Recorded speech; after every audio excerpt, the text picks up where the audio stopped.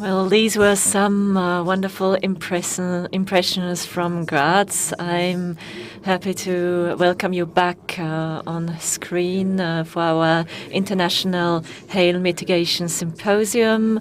We are in the University of Applied Sciences, Joanneum here, very near the castle of Eggenberg. This is really worth a visit. So there are a few people here on site, but you can also see us on stream worldwide. We have more than 100 places where we are at the moment received. So we have our symposium in German, but also we have English simultaneous interpretation. So thank you to the interpreters. So we've already heard a bit about how you can fly in a thunderstorm, how you can apply the silver iodide with the planes. So it's really fascinating to dive into this world. And we've also talked about how hail mitigation has developed in Styria. So now we are going to look at another scientific aspect, that is, what does it mean to use hail mitigation flights? Because there was already a discussion whether rain might be prevented by hail mitigation. So what are the contexts? What are the links here? And we will also look into climate and climate change in Styria. So first we will hear Mr. Reinhard Lazar from the Geography Institute in Graz. He works with climatology and high-altitude geography, and I thank him very much that he took the time to come here today. We are looking forward to hear about the climate conditions, which of course have an influence on our hail mitigation. So please take up a microphone and you have the floor. Welcome. Thank you very much for this nice introduction, and good day to all of you who can see me on their screens. I have a lot to present to you about current developments. I will talk generally about the challenge. In Styria, we have a special geographical location. We are a region which has most frequent thunderstorms in Europe, 40 to 45 days of thunderstorms. And I have been looking into this phenomena since 20 or 30 years. Miss Veronika Kirchweger was very important for me to choose this path. And I would also like to thank Otto Swabeck. It was really a genius idea to use hail test boards and this idea to reduce some big hailstones to many smalls. That was also a genius idea. So I will give you some. I will talk about hail trajectories and give you some examples of hail events, and I will also talk about climate change. Within the past 2-3 years, we have had more than double of the usual maximum precipitation in Styria at times. So we are really crossing all limits at the moment. So nobody would have thought that many years ago.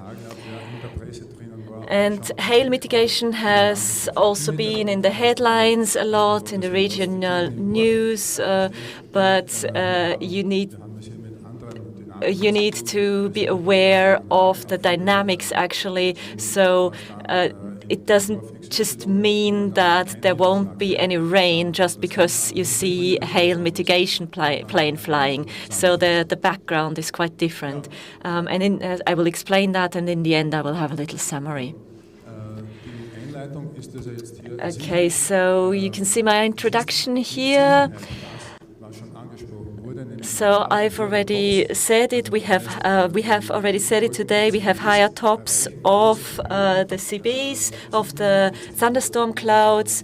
They are now not at 10 or 12,000 kilometers. They are now at 15,000 kilometers.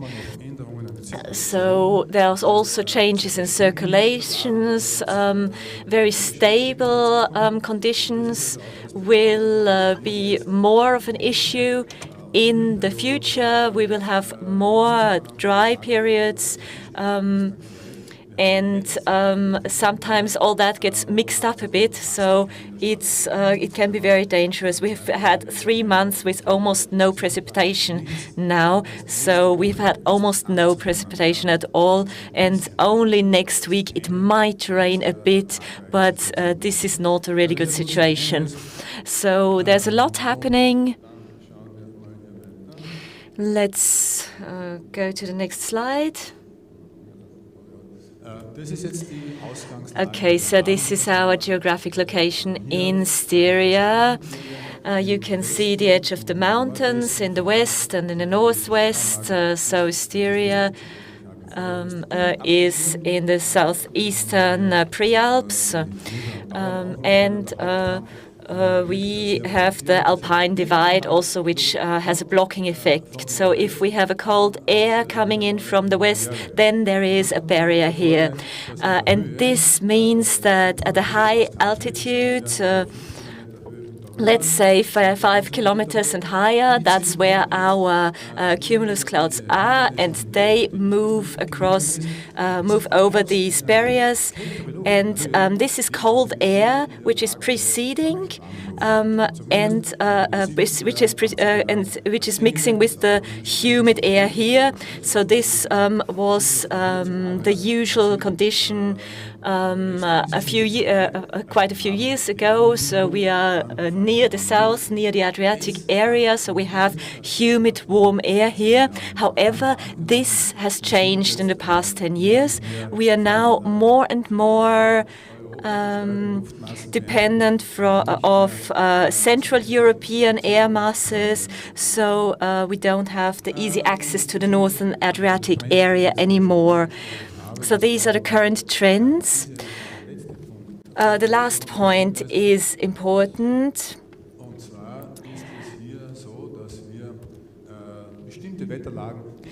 Certain weather conditions which last for a longer period of time. So if there's a certain situation put in place, that if, for example, a high, then over the Central Europe, and we are at the east of that high, then sometimes it just doesn't move at all. People have seen that in northwestern Germany, for example. A low just stayed there. And that's actually a dramatic situation. If a cutoff low just does not move on, then they have precipitations or 300 millimeters over a couple of days. So this is something that we would have never expected in a Middle European climate. So these are developments which we need to take really seriously. And we really need to think about disaster control and how we can manage these dangerous developments. So how about hail trajectories?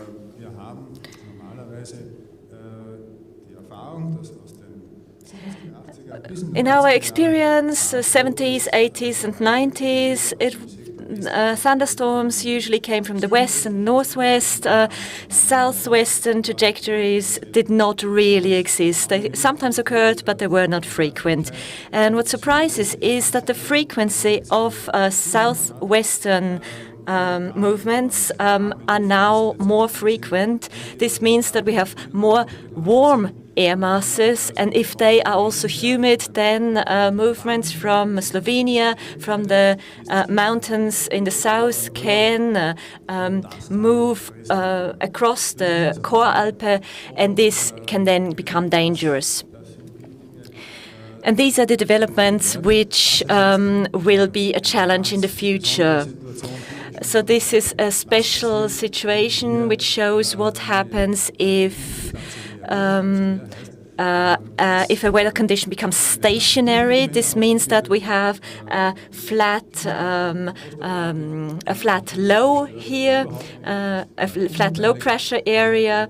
And which is decisive here is the mix between cold air from the north and warm air, very warm air, exceptionally warm air for the 16th of April, which comes from the south. And you can see the low on the northern Adriatic. We had this situation in the 70s or the 80s, but not at this level. So this is quite a new development. So here you can see quite characteristic images of the day. So you can see that, and this is really characteristical for the whole afternoon of that day, everything built up along one line. So there is a lot of precipitation involved, and large areas of eastern Styria did not receive any precipitation at all. And these are weather phenomena which are more frequent now. So dynamics have changed with climate change. So thunderstorms with large areas of precipitations are less frequent now than they were before. And here you can see that the more cells are building all the time from the Voralpe and moving towards the Graz area. You can see this movement and the trajectories here in the south of Graz. And then, weirdly, what happened was that there was constant movement from Slovenia, where the air doesn't cool down enough, so they just move on to us, to our region. And this is the dangerous situation we can see here in the pictures at 5 o'clock in the afternoon. We had an accumulation in the Graz area, in the area of Wildon. 100 millimeters of precipitation fell within 2 hours, so there was also hail involved. On the 16th of April, this was really, really surprising. That's very early on in the year. So if we move on, we can see the loop. So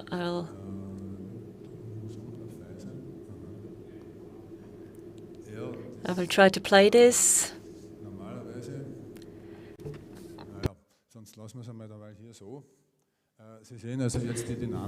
Okay, so you can see the dynamics here. The tops. This is in the last phase of the storm.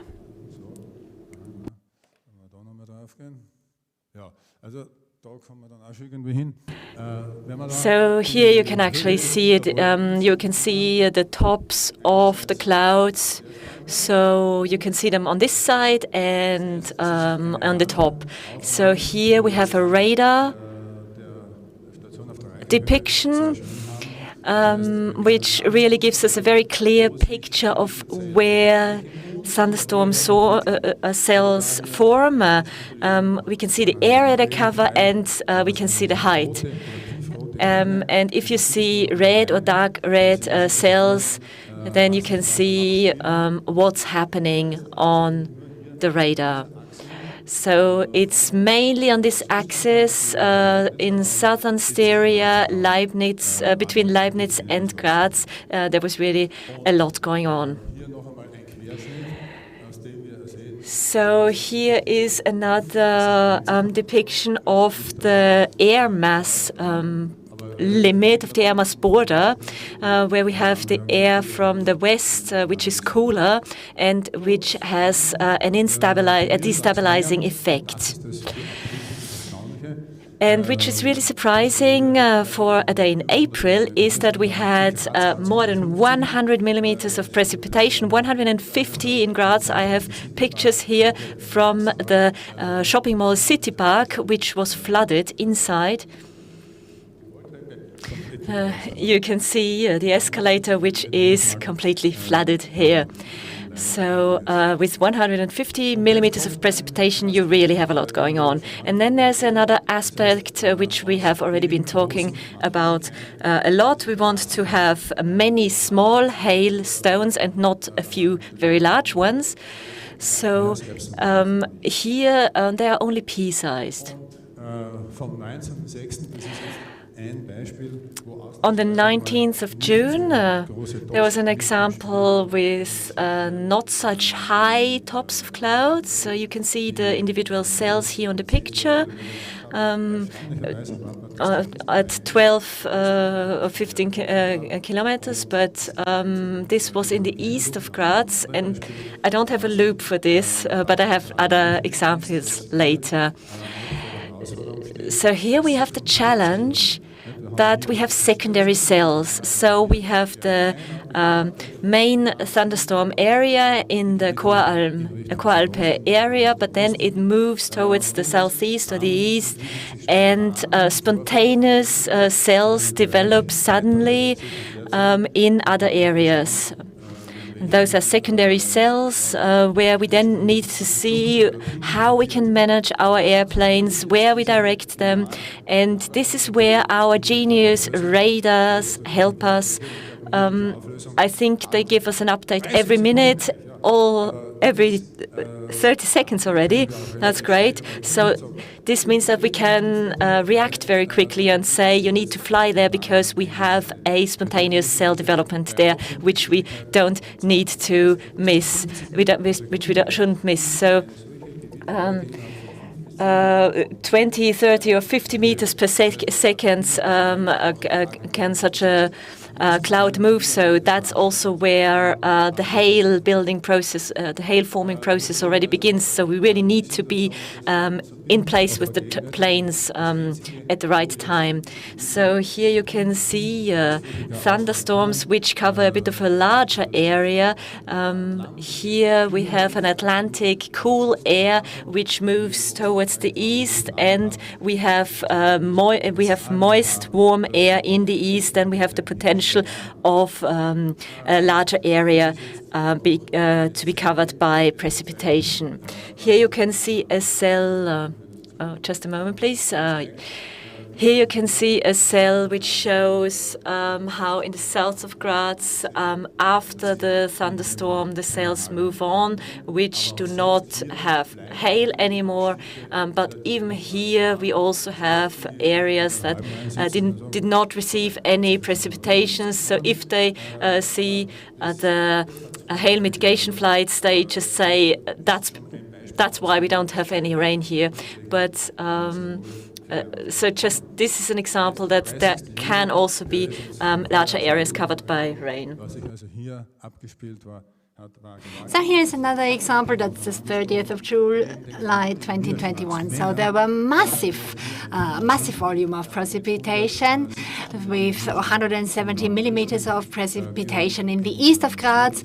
And I myself live in the south of Graz, and the meteorological station there just had 100 millimeter measured. So this was at the limit, and in the north the level much higher.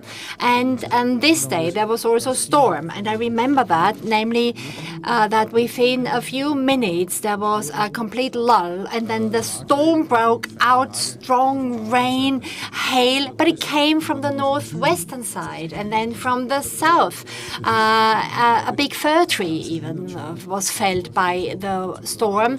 So that's like a tornado, a mini tornado. And And in areas of the Czech Republic, we saw similar phenomena. And I saw the destruction that such winds, these tornadoes can create. Trucks were thrown across the road, and there were hailstones that had the size of chicken eggs. So a friend of mine who lives in the northeast of Graz called me and said that his garden was destroyed to some extent by the hailstorm, but the hailstones themselves only had the size of peas. And he said the thunderstorm lasted for 90 minutes, and there were short interruptions, but then it continued, and he said that the damage could have been much more extensive. And this would have been damage to the amount of billions of euros, damage to roofs, to agricultural crops, to trees, because the hail insurance only pays for the revenue that is lost, but not for the consequential damage. In the region of Weiz, which is in the east of Styria, in the 70s, there was a hailstorm that destroyed the roof and the trusses underneath, and the power of these hailstorms can be enormous. So on this day, on the 30th of July 2021, there was flooding also in Graz. This is what it looks like on the weather map. Typical cold air coming in from the north and warm, moist air coming in from the south. And here we see the weather map and the clouds in some areas. And you can clearly see what is going on at this very moment. And here a photo of the flooding in the northwest of Graz. So quite massive that was. And I have a brief video for you also of this event. So the trajectory is from the west to the east, and then you see it stops and then it continues, and then you have these thunderstorm cells always at the same area. So here the destabilization from the top and the moist, warm air from the south, and these high, enormously high tops. So like a circle that developed. It's like a thunderstorm front. In this frontal zone, we had the hot air, the moist air, and to the left, to the east, the cold air. And of course, with hail, the temperature difference can get really, really big. So here, first it was 30 degrees, and then only 15. And this is accelerated. This development is accelerated by the high wind speeds. So the radar situation that we see here is that the density is very high. And there is no hail mitigation aircraft in the air here, so the our neighbors in Slovenia were hit as well. And another example, the 15th of August 2021, this was a difficult situation for the hail mitigation aircraft. So maybe the thunderstorm was discovered too late. And here we see that the cell produced huge hailstorms in the south of Styria, and 3 towers developed. One was 50 kilometers high, and again, cooler air coming from the northwest, and then all across the southeastern foothills of the Alps, we have one front,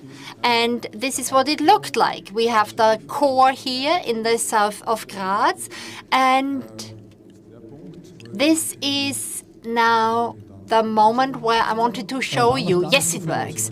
So in the beginning, not very dramatic, a chain developing, a chain of smaller cells, but then the height increases, and you see this is at high speed, and so they grow very quickly. And when we want to have efficient hail mitigation, the aircraft have to take off in due time, and sometimes cooperation is required. Mr. Mündler already mentioned that they cooperate with a second organization. So this was a typical example of that, because there were 2 or 3 cells at the same time developing, so you needed more activity on the side of on the part of the hail mitigation aircraft. So we see now that such phenomena occur every 2 years. The dry periods are becoming longer and longer. Some cells are then seeded, and the people say, okay, as soon as there is a cloud in the sky, the aircraft, the hail mitigation aircraft, start flying, seed the clouds, and then the rain stops. This is the idea that the people have. Here you see now what it actually does. Here we have the quorum again and local thunderstorm cells. If you do not seed the clouds, the communities will complain, because after all, these communities are part of the hail mitigation network, so they expect the hail mitigation cooperative to take action.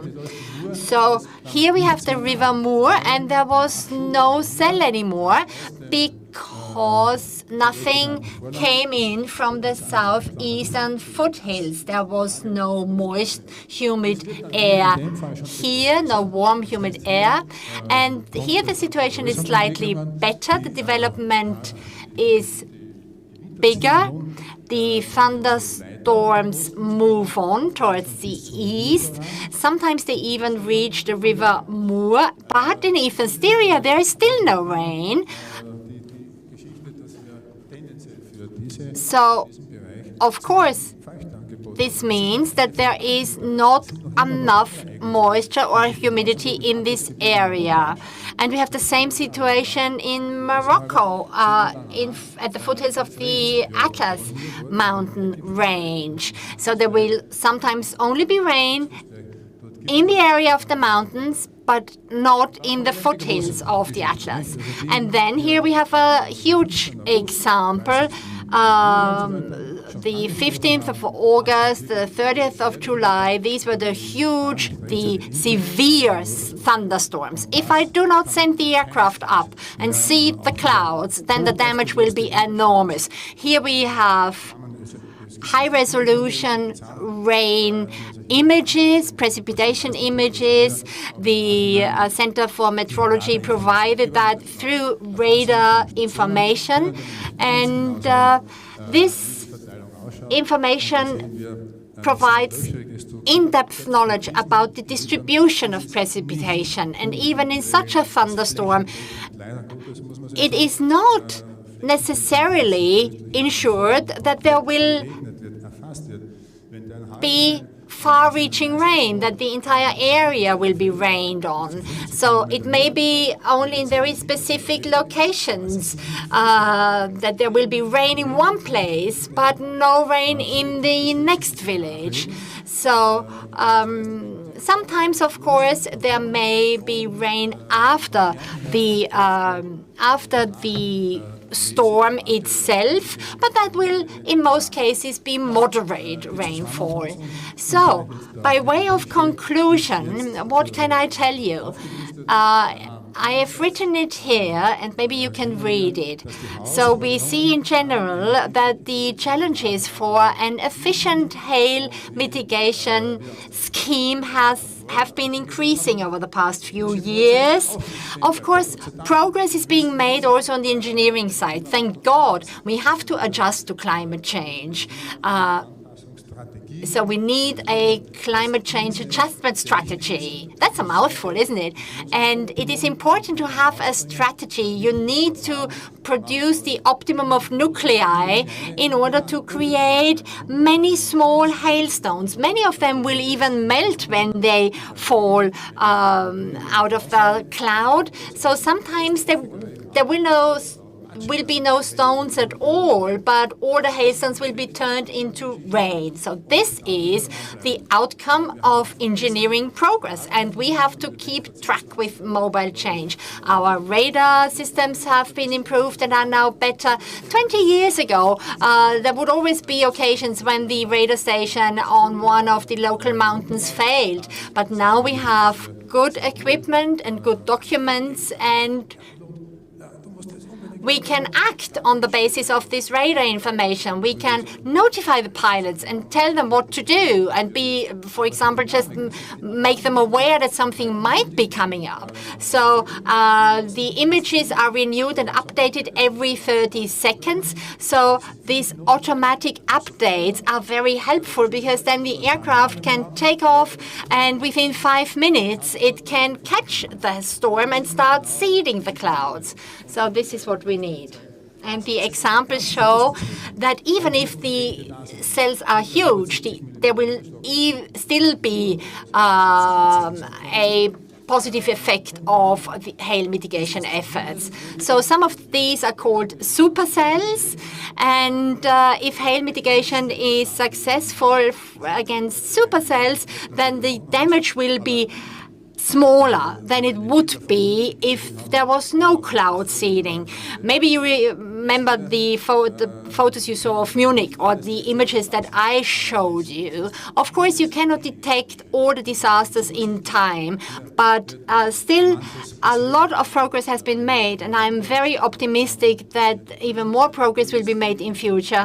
And I know with this latest generation of generators, it will be possible to create as many small nuclei as possible.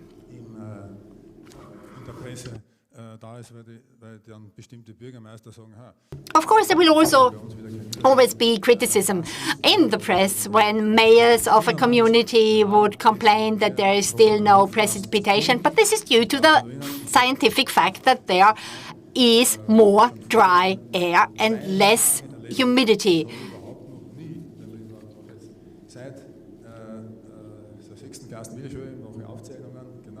I've been recording the weather since I was 16.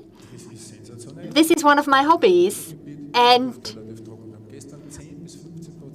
the weather that we had over the past 2 days is completely out of order. We had a humidity of 10 to 15% yesterday in the middle of March, and normally we have 20 to 30% humidity. Yesterday was between 10 and 15, so that's extraordinary. So we are in a very, very dry phase right now, and I don't dare to make any predictions for the future. I'm also involved in the fight against frost phenomena. I am afraid that the orchids are blooming a little bit too early, even this year, and I'm afraid that there will be damage also caused by frost again this year. So this brings me to the end of my presentation, and I can only say once again that it is very good that we do have the hail mitigation scheme here in Styria, and I think it is a very good one, a very successful one. In the middle of the 80s, Switzerland tried to seed clouds with rockets that were launched into the middle of the clouds, and nobody really knew at that time why there was no effect. The reason was that the rockets were not launched at the right moment. You have to find the right moment, and we have made a lot of progress in detecting this right moment, and I am very confident that we have embarked on a good way. So We know we have, as we have heard earlier, not only 4 or 5 aircraft, but 7, also the ones from the Südwind company. So this should ensure that the mitigation can start at the best possible moment. And maybe if mayors start complaining again, then maybe we should contact the media and make them publish the facts.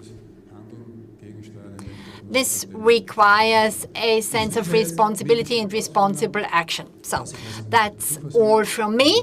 And by way of conclusion, I would like to say that I am optimistic, that I look into the future with optimism, and I would like to thank you very much for your attention. Thank you very much, Dr. Lazar. Could you please stay on the stage and answer the following question. So, what data do you use to estimate the tops?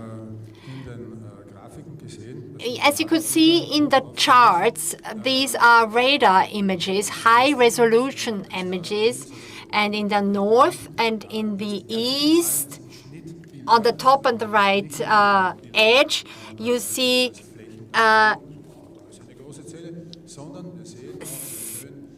intersecting images, and you can see how high the clouds are and how they develop. And then we know which towers are the dangerous ones, and we can estimate tops due to the higher level of temperature.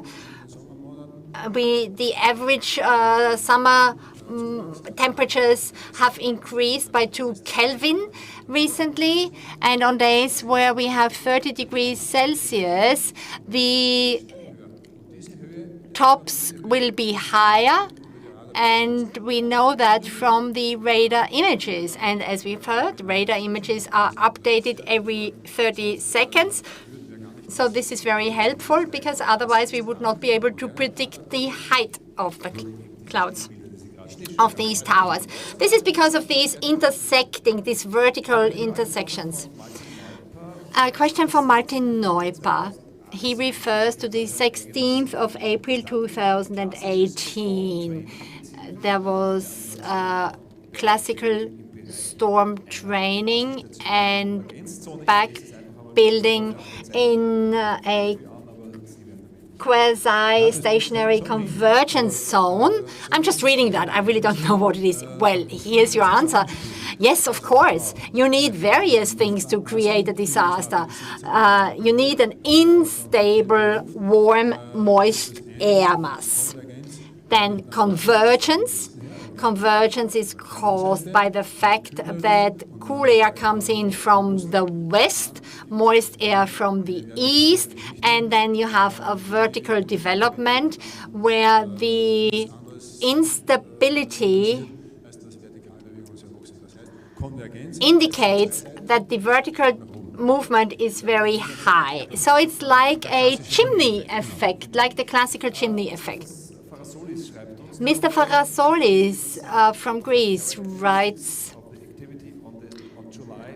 could you please describe the activities of 30th July 2021? Well, in this event, this was not a singular situation. So we had tops of 14, 15 kilometers, and the rest, well, part of it moved on, but the clouds regenerated and regenerated again and again. And this was so exciting. So it was not only stationary, it was not always the same cell at the same place. Because if you look at the loop slowly, then you see that from eastern stereo, more cells kept coming in, but these cells were not yet mature. They were still growing, and they were sucked in by this supercell. And this was the reason why we had 170 millimeters of precipitation. And this also shows what would be possible in future. And it reminds us that we have to update our statistics, because now we even have days with 170 millimeters precipitation on specific days. This is something that I would not have expected.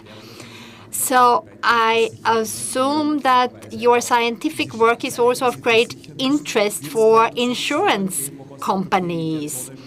Will there be zones where insurance cover will be more expensive in future because it's a high-risk zone? This is a rather delicate question, but also a very interesting one. I know that the premiums of insurance are calculated on the basis of such events, and they are adjusted by the insurance carriers because otherwise they would have deficits. But it also shows that improvements have to be continued, because we are talking huge amounts of money here. I know figures for the 15th of August last year. Damage was to the amount of 5 to 6 million euros. So the premiums, the fees that the communities pay to the hail mitigation cooperative are in no relation to the damage that could be made by hail, because the damage could be billions of euros. And then the insurance premium would also become higher. So if I was a farmer and had an orchard, then maybe I would consider to install a hail protection net, or maybe raise pigs. So rather interesting and exciting from your investigations, your research. Developments should arise that have an impact on various areas of society. Yes, well, as I mentioned earlier, the communities pay a fee to the hail mitigation cooperative, which ensures that the aircraft will defend these communities and hopefully keep damage to a minimum. And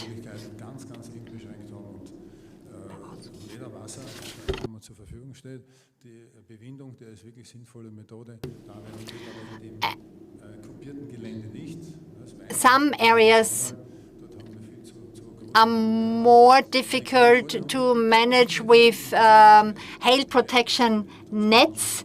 And also, as far as frost damage is concerned, there are areas that are severely hit or have been severely hit in the past few years. And but any protection measures are impossible depending on the areas. Yeah, so there are new challenges, new framework conditions, new challenges that need to be taken into account. Thank you very much for your presentation.